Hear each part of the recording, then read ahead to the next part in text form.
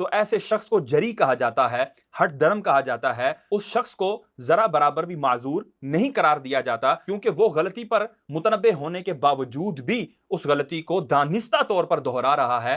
یہی حال منیب الرحمان صاحب کا بھی ہے کہ گزشتہ ایام میں جب ہم نے منیب الرحمان صاحب کو ان کے ان امور پر کہ جو صراحتاً شریعت مطہرہ سے ٹکراتے تھے ان پر متنبہ کیا، اور اس پر ان کو دلیل کے طور پر الزام الخصمی بما ہوا قائلہ کے قاعدے کے تحت ہم نے اس شخصیت کا حوالہ دیا جس شخصیت کو وہ خود بھی مانتے ہیں اور ان کا دعویٰ موجود ہے. کسی کو 10% اعلیٰ حضرت پسند ہیں، کسی کو 20%، کسی کو 50%، لیکن ہمیں 100% مطلوب ہے. بسم اللہ الرحمن الرحیم. معزز محتشم سامعین ناظرین، مفتی اعظم مفتی منیب الرحمان صاحب دامت ظل العالی جو ہے یقیناً ایک قداور شخصیت ہے. اہل سنت کے اندر ان کا بہت بڑا ایک مقام ہے، نہ صرف اہل سنت کے اندر بلکہ پوری دنیا کے اندر ان کو جو ہے مسلمان جو ہے بڑی قدر کی نگاہ سے دیکھتے ہیں. چند ہی عرصے قبل جو ہے مفتی منیب الرحمان صاحب کے حوالے سے کافی لوگ جو ہیں انہوں نے سوشل میڈیا پر کافی سارے اعتراضات جو ہیں وہ اٹھائے اور مفتی صاحب کو جو ہے وہ نگاہوں سے گرانے کی کوشش کی جا رہی ہے.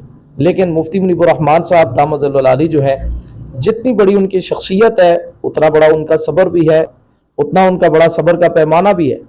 مفتی منیب الرحمان صاحب کو کافی لوگوں نے ٹارگٹ کیا اور کہا جی مفتی صاحب جو ہیں یہ دیوبندیوں کے ساتھ مل گئے، کسی نے کہا جی مفتی صاحب جو ہیں وہ شیعوں کے ساتھ مل گئے، اور کسی نے کہا جی مفتی اعظم پاکستان جو ہے وہ صلح کلیت کی طرف چلے گئے. میں سب کے سامنے چند گزارشات جو ہے وہ کرنا چاہوں گا. جناب پہلے تو یہ دیکھیں کہ ہمارے پاس اس لیول کی شخصیت اور ہے کون. اگر مفتی اعظم پاکستان کو آپ ٹارگٹ کریں گے اور مفتی اعظم پاکستان کو آپ مشکوک بنائیں گے تو ان کے مد مقابل کون سی ایسی شخصیت ہے آپ کے پاس جو کہ مفتی منیب الرحمان صاحب جیسا کام کر کے آپ کو دکھائے گی. اگر مفتی صاحب جیسا بندہ آپ کے پاس کوئی نہیں ہے تو خدا را مفتی صاحب کو تنقید کا نشانہ نہ بنائیں. رہ گئی بات کہ وہ دیوبندیوں کے پاس کیوں گئے، انہوں نے شیعوں کے ساتھ ملاقات کیوں کی، اس پر مفتی صاحب کی صراحتیں موجود ہیں.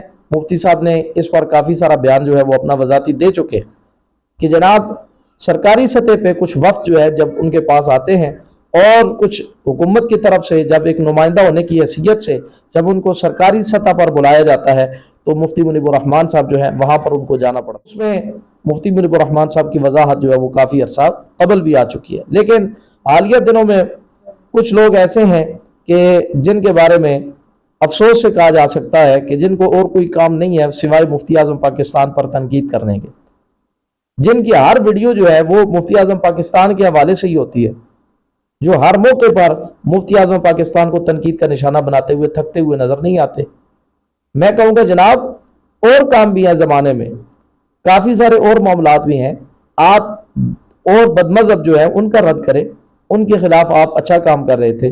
لیکن یہ کہاں کی انصاف کی بات ہے کہ اصاغر اٹھ کے اکابر کو پڑ جائیں اور جناب مفتی اعظم پاکستان جیسی شخصیت جو ہے ان کو تنقید کا نشانہ بنانے لگ جائیں.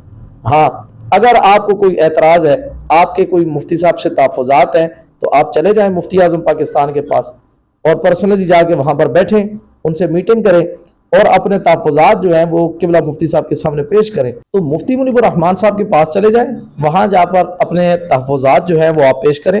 یقیناً مفتی صاحب آپ کی تشفی کریں گے اور آپ کے جو اعتراضات ہوں گے مفتی صاحب ان کو آپ بھی دیں گے. وہ اعلیٰ شخصیت ہیں، بڑے لوگ ہیں اور ظرف والے لوگ ہیں. وہ آپ کی طرح چھوٹا علم نہیں رکھتے، سطحی علم نہیں رکھتے کہ جو جناب والا بڑوں کو تنقید کا نشانہ بنانے لگ جائیں. اور معزز سامعین، سوشل میڈیا پر فیم لینے کا اور فیمس ہونے کا یہ بڑا ایک آسان طریقہ ہے. یا تو خود کو لباس سے برہنہ کر دے یا کسی کے لباس کو اتارنا شروع کر دے، اس سے آپ کو سوشل میڈیا پر فیم مل جائے گی. تو میں کہنا چاہوں گا ان لوگوں کو کہ جنہوں نے مسلسل مفتی صاحب ہی کو تنقید کا نشانہ بنایا ہوا ہے اور مفتی صاحب کے حوالے سے ہی روزانہ وہ ویڈیو بناتے ہیں اور ان کو کام کوئی نہیں ہے، اور کبھی جناب کون سی خامی نکال کر لوگوں کے سامنے لاتے ہیں، کبھی کون سی خامی نکال کر لوگوں کے سامنے لاتے ہیں. بھائی دوسرے مسالک میں ہیں ان کو بھی دیکھ لیں، وہ بھی اپنے بڑوں کا کس طرح ادب احترام کرتے ہیں اور بڑوں کے ساتھ کس طرح جناب والا وہ پیش آتے ہیں. اور باقی رہے گی مفتی صاحب کی بات کہ وہ جناب کیوں ملے، تو آپ مظفر حسین شاہ صاحب سے بھی پوچھ لیں.